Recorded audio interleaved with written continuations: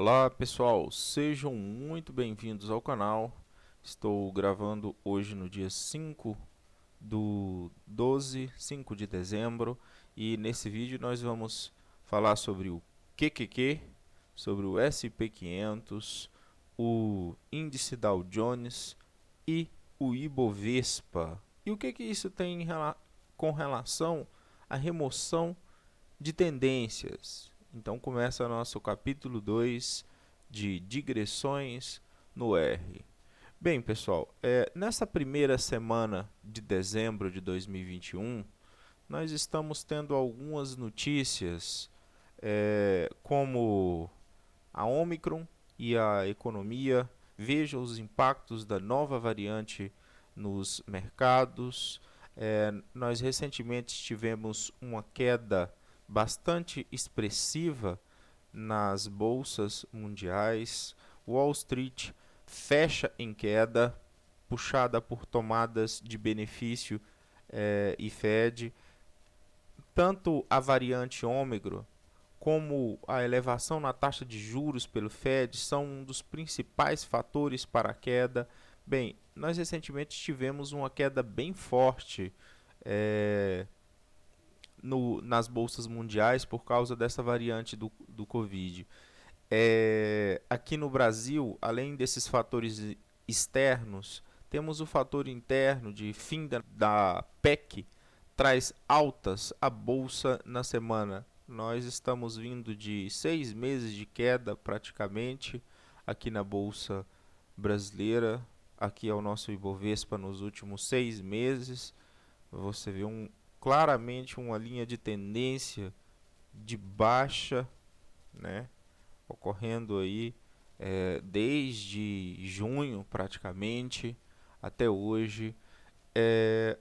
O índice Dow Jones, ele vinha numa tendência de alta, mas recentemente, nessa semana principalmente, teve uma queda forte, né, por causa das notícias do coronavírus,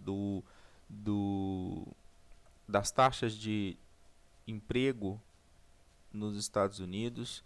O QQQ também vinha de uma tendência de alta e teve uma queda bastante expressiva. O SP500 também com esse tipo de movimento, mas vocês podem observar que a linha de tendência muitas vezes nos tira a noção exata do que está acontecendo nessas quedas, certo? Então, assim, às vezes nós perdemos a visão de quão impactante foi essas quedas, tanto no índice Dow Jones, no QQQ, como no SP500.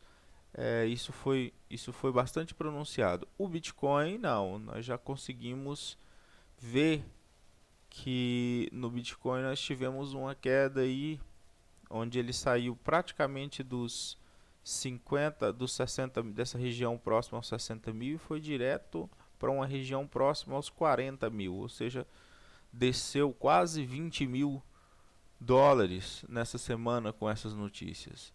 Então, nesse vídeo nós vamos ver sobre a estacionariedade. É uma propriedade em que se preserva a média, a variância e a estrutura de autocorrelação no decorrer do tempo. Então, a estacionalidade ela pode ser definida em termos matemáticos precisos, mas para o nosso propósito, nós queremos dizer uma série parecida com um plano liso, sem tendência, variância constante no decorrer do tempo, uma estrutura de autocorrelação constante no tempo e nenhuma flutuação periódica. Então, nesse material, nós verificamos que um processo, uma forma de se transformar uma série temporal não estacionária em estacionária seria aplicar a primeira diferença nos seus dados. Olha o que foi obtido. Aqui nesse exemplo ele tem a concentração de CO2 à medida que o tempo vai passando, desde 1974 até 1989. Nós observamos nessa série dois movimentos. Uma tendência, ok? A tendência é o aumento da concentração de CO2. No entanto, observa-se essas oscilações. Quando nós removemos a tendência, olha como que o gráfico fica. Então eu tenho uma noção apenas dessas oscilações. Então vamos para o nosso R. Vamos trabalhar aqui uma remoção de tendência. Vamos primeiro verificar a situação do S&P 500. Então vamos pegar do dia de junho de 2020 até a data de hoje. Então vamos trabalhar aqui com o S&P 500. Ok.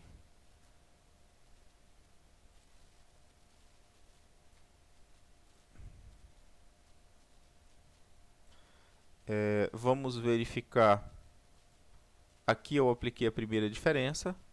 Então eu pego os dados, escrevo diff, vírgula 1, ele vai subtrair o da frente pelo de trás. Vamos ver se nós conseguimos obter a normalidade, a estacionalidade através do teste de Dick-Fuller e conseguimos obter a estacionalidade.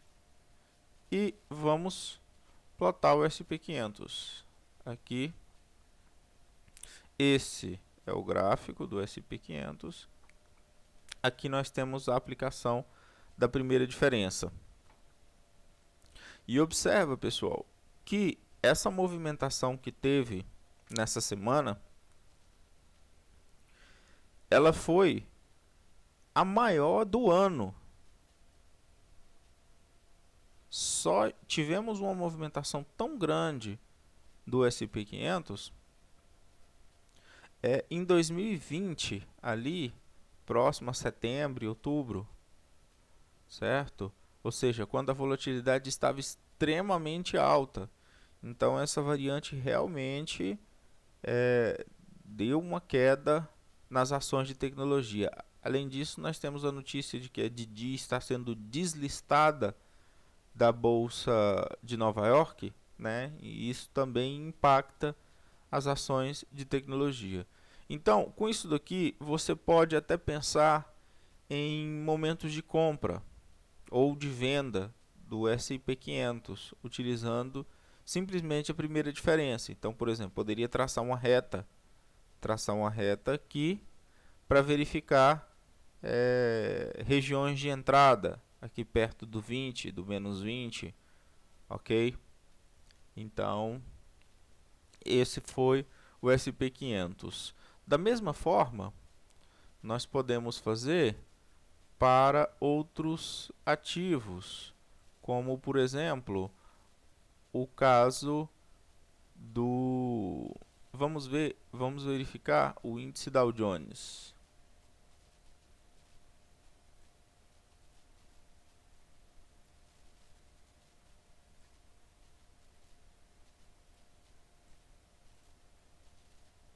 Vamos ver se nós conseguimos obter a estacionalidade. Conseguimos. Vamos plotar. Olha só, o índice Dow Jones também, essa movimentação da semana, da primeira semana de dezembro, foi a maior do ano. Essa queda foi bastante expressiva. No ano inteiro não teve uma movimentação tão grande, principalmente uma movimentação diária, igual teve nessa primeira semana de dezembro. Então esse período realmente está caracterizando uma queda forte, uma movimentação bastante pronunciada na Bolsa de Valores, tanto no índice Dow Jones quanto no S&P 500. Em relação ao Bitcoin, nós podemos verificar também, porque para nós termos uma ideia da magnitude dessa queda, ele saiu de 60 mil e foi para 40 mil. Então vamos ver aqui. Vamos ver se essa queda foi tão pronunciada. Olha aqui. No caso do Bitcoin, essa queda não foi a mais pronunciada do ano. Tivemos outras quedas bastante fortes também. Ela foi mais ou menos da mesma magnitude do que a anterior.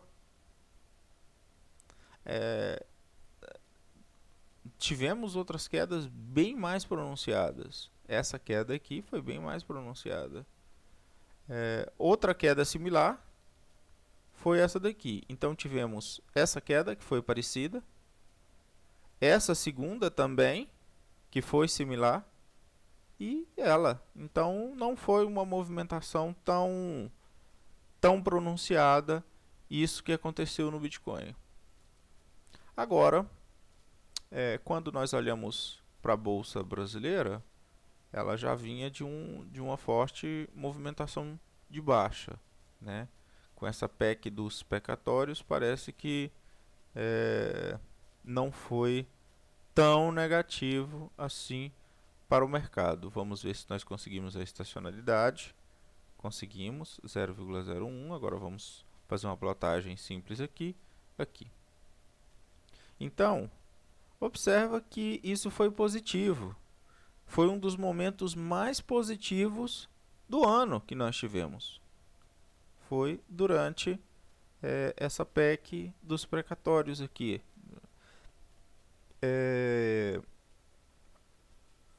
Em 2021, esse foi um movimento de maior subida desde o começo do ano, né? Então, realmente a Bolsa Brasileira está andando meio que na contramão, apesar de estar numa queda, né? Numa linha clara de queda. E por fim, vamos verificar o QQQ. O QQQ, que é um fundo contendo as ações, um ETF contendo as ações das 100 maiores empresas estrangeiras, né? Então é um fundo que você pode estar investindo nos Estados Unidos. Vamos fazer o teste de Dick Fuller. Conseguimos a estacionariedade. E agora vamos verificar aqui. No QQQ, não. Foi o único que não teve um movimento, junto com o Bitcoin, que não teve um movimento muito pronunciado. Ele teve outras quedas mais fortes durante durante esse ano, né, 2021. Então, lembrando que em todos eles a volatilidade ainda está bem menor do que foi em 2020. 2020 realmente foi um ano terrível, né, bom em relação à volatilidade que foi alta, mas terrível em relação à insegurança, né, ao risco. Então é isso, pessoal. Eu fico por aqui e utilizem a estacionariedade para fazer as suas avaliações. E você consegue uma série estacionária simplesmente fazendo a primeira diferença, na maioria das vezes, nem sempre. Então fico por aqui.